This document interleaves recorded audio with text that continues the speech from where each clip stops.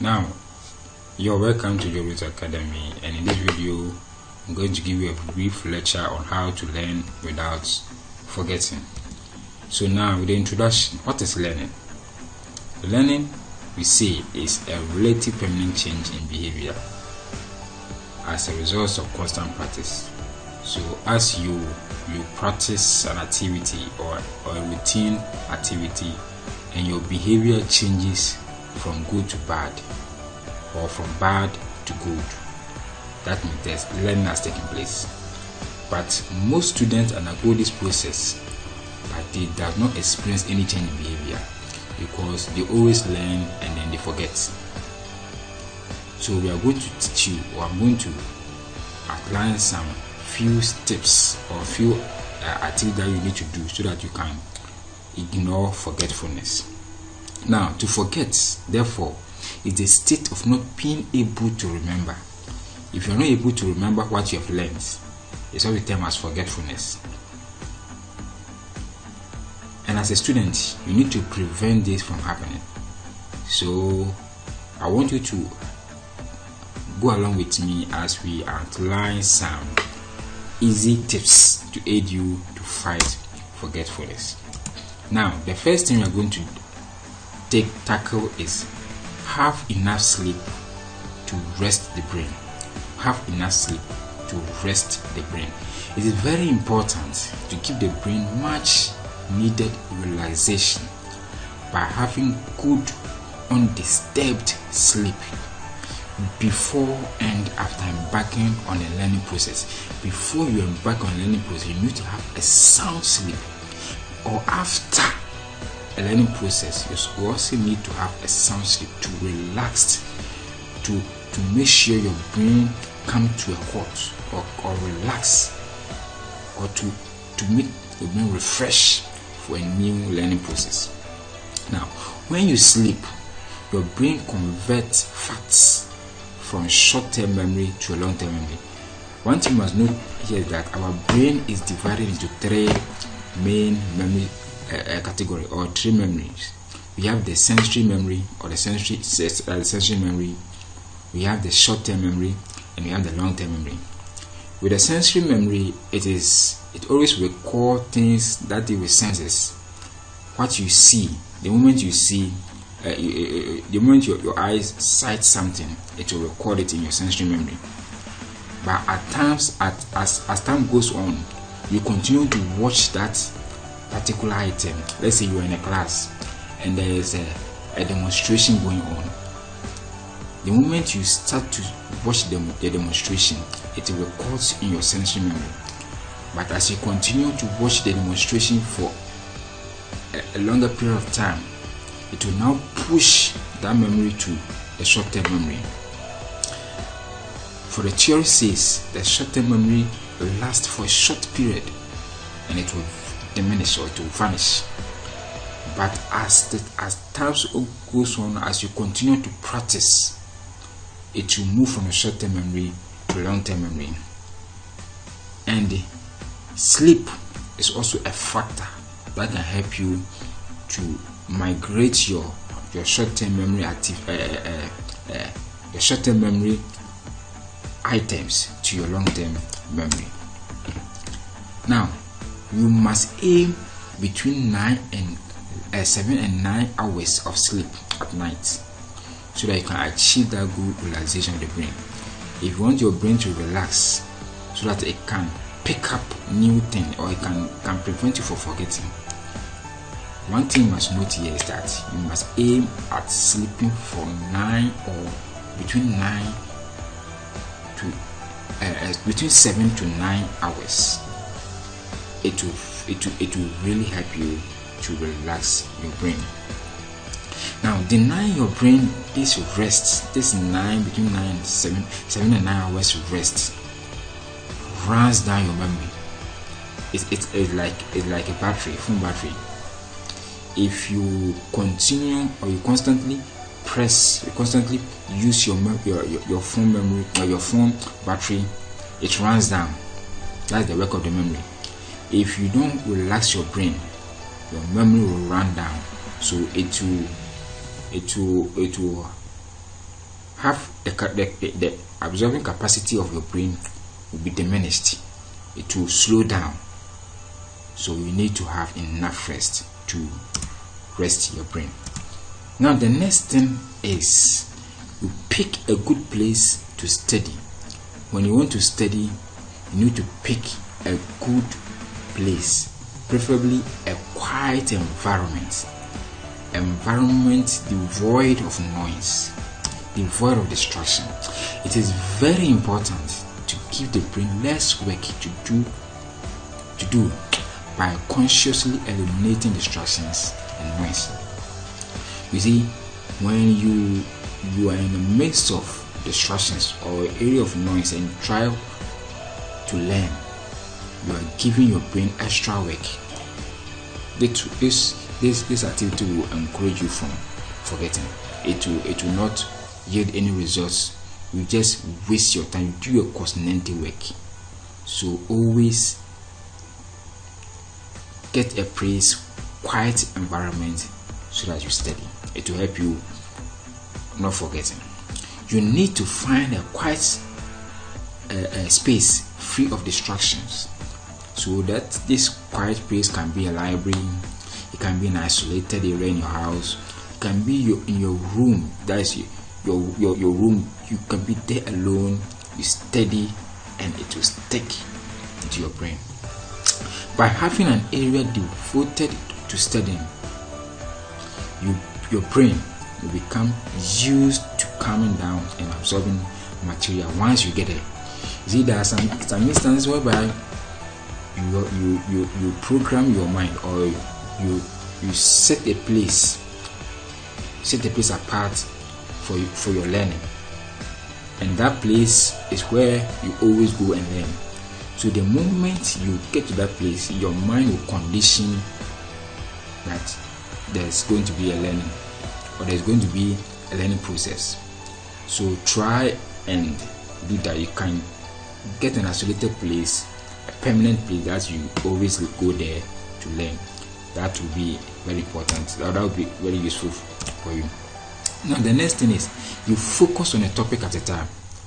There are some things at times you remember the last time you were preparing for an exams.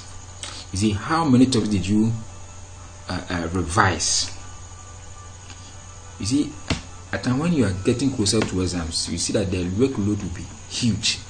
So you can flip through topics one after the other. You go to topic at the end, you come back, just flipping through the topics like that. This influence forgetting. At the end, you see that you don't remember anything at the end of your study. So you need to focus on the topic at a time. What you need to do now is to take the topic at a time, just one topic at a time. Then you focus on that topic and absorb the needed facts from that topic before you go to the next topic.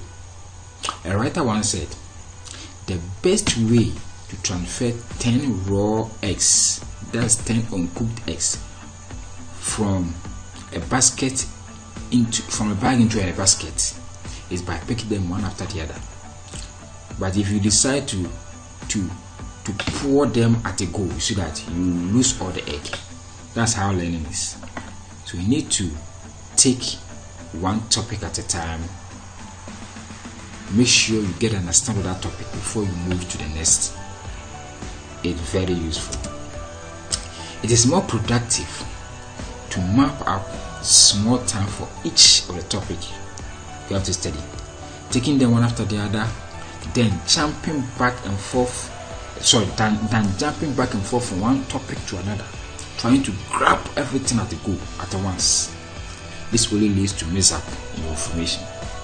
You see, you need to map up a strategy that, let's say you have 1 hour to learn, let's say 5 minutes, or let's say 5 topics.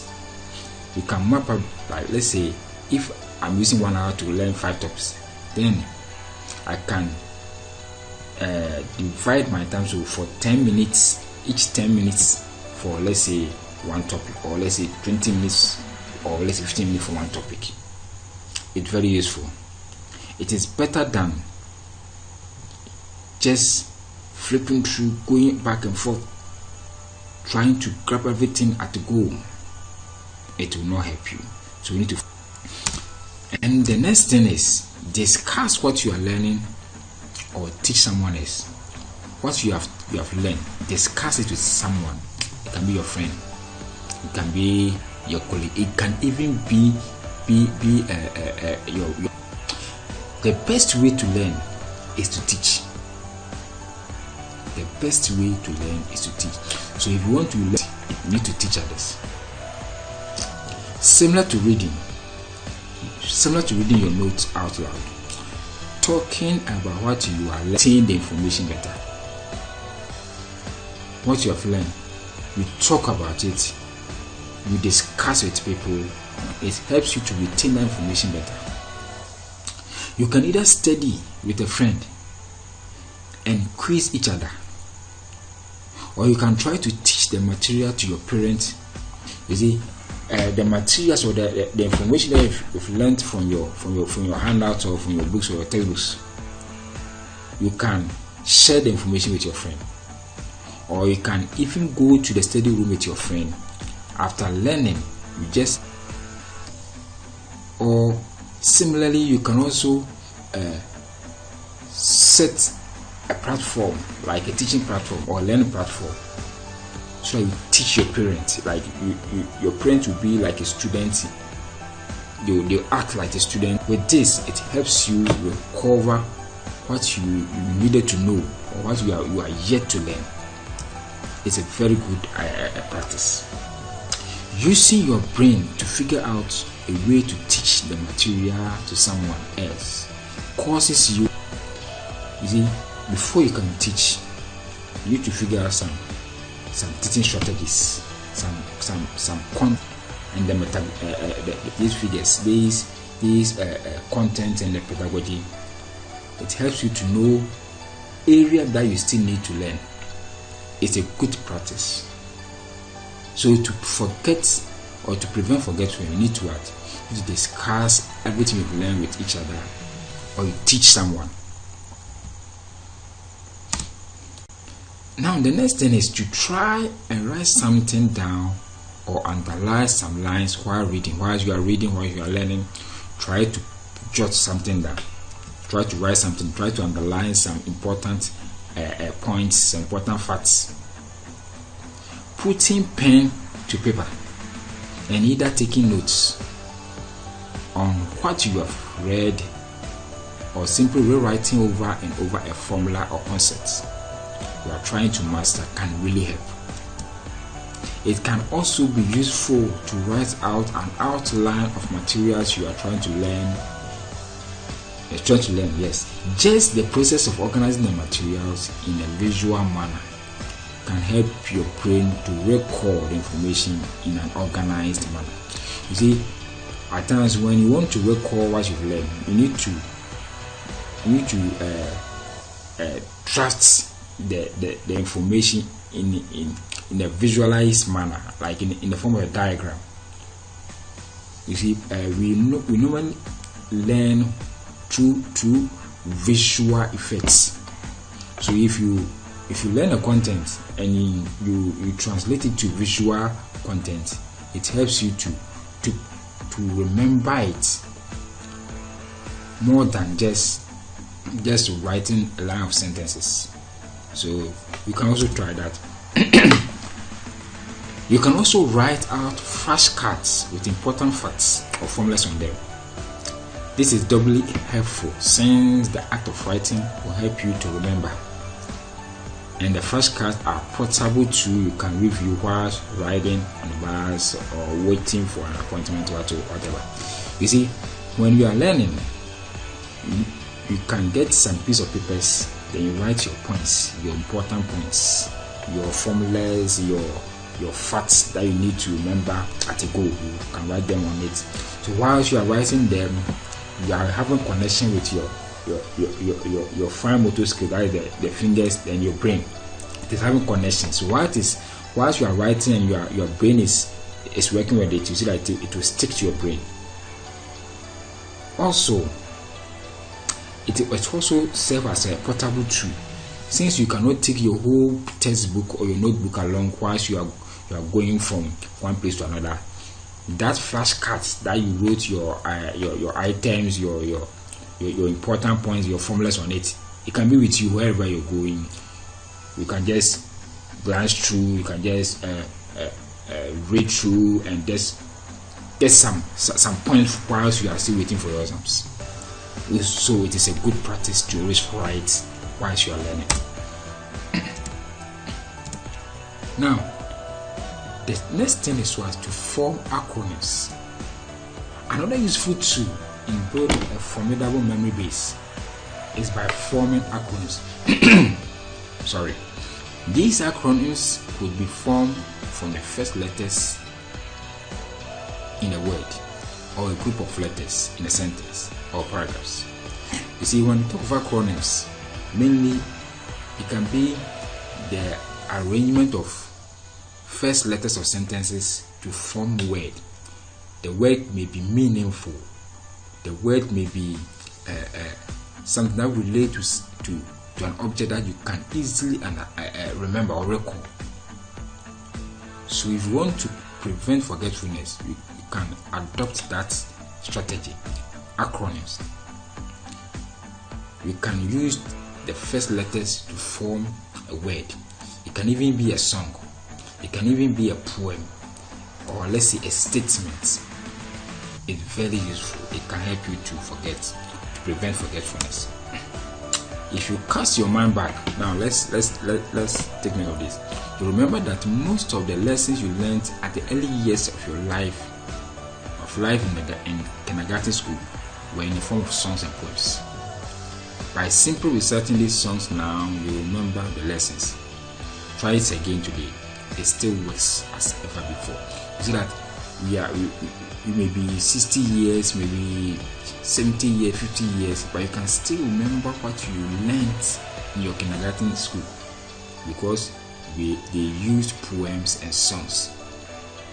So you can use that one also in your studies, and it is very useful.